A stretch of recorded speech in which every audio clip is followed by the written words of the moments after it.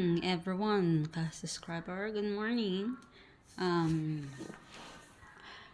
Ito na naman tayo.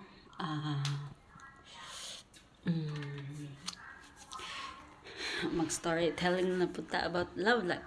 So, based sa na experience ko guys, dati, yung love life ko dati, nung high school pa ako, okay naman din. Maganda. Marami din akong naging jowa. Nung high school ako, start ako naglandi. High school, third year high school. Oh. Pero nung pumasok ako sa ganun, parang puppy love lang. Ganun din. Kaya siguro, nagtagal din kami pero ano siya, yung bang, parang ano lang, parang puppy life. Puppy love lang talaga siya. Kasi, ipaghawak nga sa kamay, parang ayaw mo ba kasi natakot ka na makita, ganun talaga.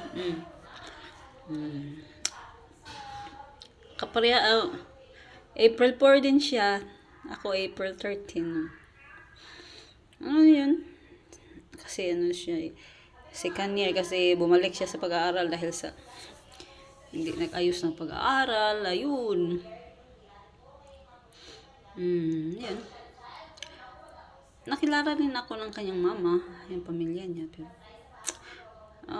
okay din. Aya lang ako nun. Kasi parang ayoko talaga ding yung bang mag-jowa kasi natatakot ako kahit third year high school ako. Kasi ayoko yung bang pagalitan ako ng tiyahin ko.